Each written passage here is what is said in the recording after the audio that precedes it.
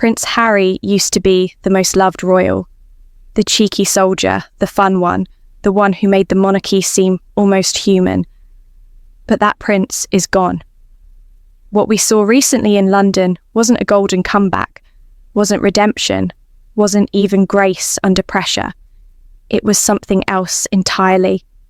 It was a fallen prince, fumbling through a moment that should have been about honour, and somehow turning it into a mirror of his own unraveling. And it all happened in front of a 17-year-old boy who didn't even try to expose him, but did. This is the story of how Harry, a man who once carried Diana's spark, ended up outclassed by a teenager who had already survived more pain than Harry could ever put into a Netflix deal. Stay with me, because the silence that followed this encounter says more than any royal biography ever could. Harry touched down in Britain like a man trying to prove something, not to the press, not even to his family, but to himself. The problem? No one seemed to know what he was there for. Was it reconciliation? A peace offering? Another entry in his long-running diary of public grievances? The whispers in the press circled endlessly, but when the cameras finally caught him, it wasn't in a palace or a boardroom. It was at the WellChild Awards, the event he has long supported. The setting was noble. Children battling unimaginable health crises, families who've endured storms most of us couldn't imagine. It was meant to be uplifting, heroic, dignified. And then there was Harry, stepping into the room with the air of a man who still thinks he's the main character in every story. Enter Declan.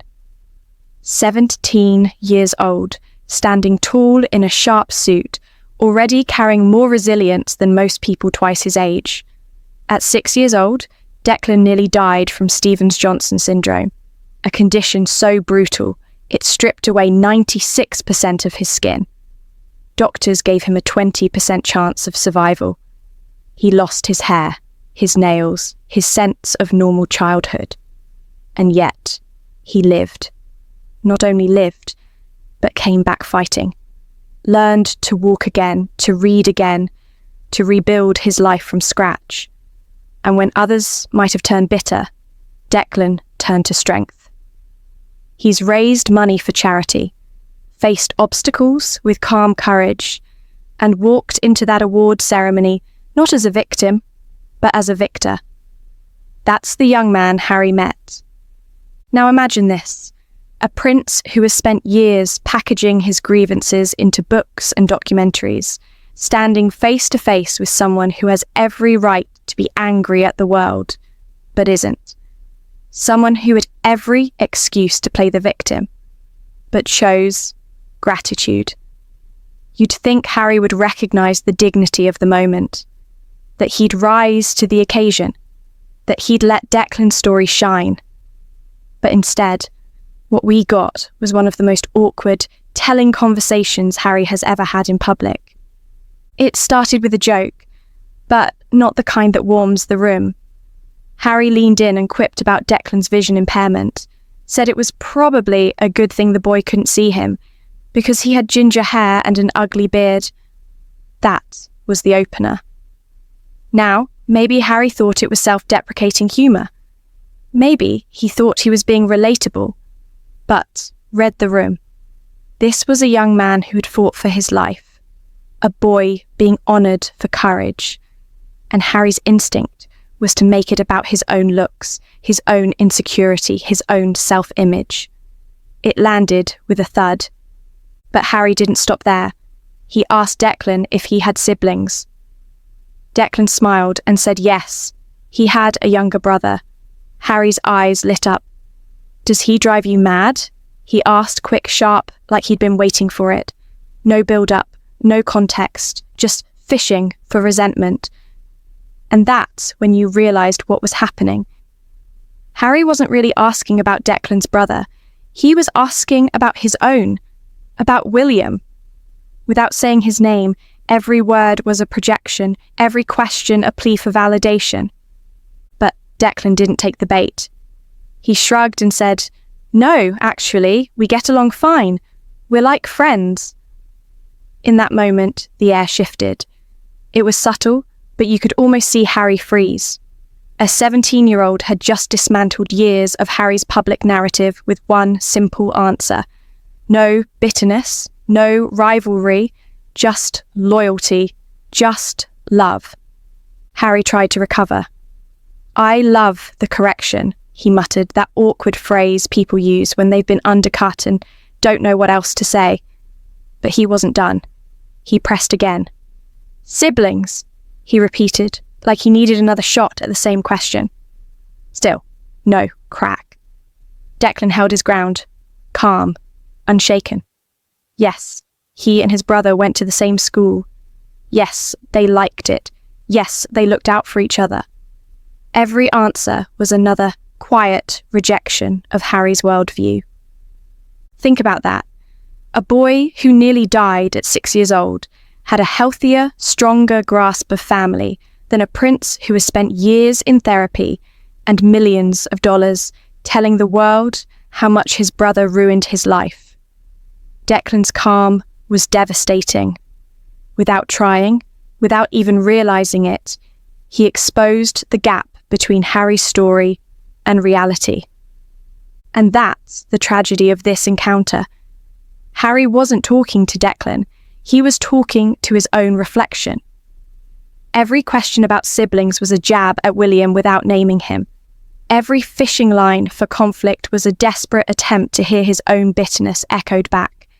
And Declan's refusal to play along, his calm insistence on love, on loyalty, on peace, was like holding up a mirror Harry couldn't stand to look into. The silence that followed said it all. For once, Harry wasn't the victim, wasn't the star, wasn't the one with the most dramatic story in the room. In fact, his story looked small, petty, weak. Declan, without trying, without grandstanding, had revealed the truth. Courage doesn't complain. Strength doesn't fish for sympathy. Real resilience doesn't need an audience. And here's where it cuts deepest. Harry used to have that spark. He used to be the one who laughed at himself, who connected with people on their level, who made royalty feel human.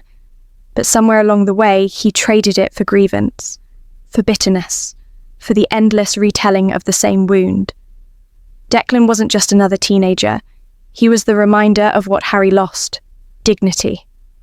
Back at the palace, or wherever Harry was staying, that conversation must have echoed in his mind. Because Declan didn't argue with him, didn't call him out, didn't shame him. He simply refused to validate the poison Harry carries around. And that silence, that refusal, probably cut deeper than any headline ever could. That's what makes this story powerful. Harry walked into that room thinking he was the seasoned man, the one with wisdom and scars, but he walked out exposed, upstaged by a boy half his age who had already lived through more suffering and come out stronger. A boy who showed what true resilience looks like. Harry wanted a moment of bonding. He got a moment of reckoning. And for the rest of us watching, it was a reminder of just how far the once golden prince has fallen. If you've made it this far, you see it too. The story isn't about a charity event. It's about a mirror, about how bitterness consumes while resilience uplifts, about how even a prince with all his privilege can look small next to someone who simply refuses to give pain any more power. And maybe that's why the monarchy stays silent. Why William, for all the insults, for all the betrayals, has chosen not to engage. Silence is powerful. Silence lets the other side expose themselves. Harry has been shouting for years. But in one quiet moment, a 17-year-old boy with nothing to prove showed the world everything it needed to know. And that's the real tragedy of Prince Harry today. He isn't fighting William. He isn't fighting Charles. He isn't even fighting the press. He's fighting himself. And right now, he's losing. Stay with us, because in the weeks ahead, this story isn't going away. Harry's every move will be watched, every stumble magnified. And if this moment at WellChild taught us anything, it's that no PR team, no documentary, no memoir can hide what happens when the mask slips. So if you want the truth behind the headlines, the stories the palace won't say out loud, and the moments that expose what really goes on behind those gates, make sure you hit like, subscribe, and ring the bell, because The Fallen Prince has many chapters left, and we'll be here to dissect every single one.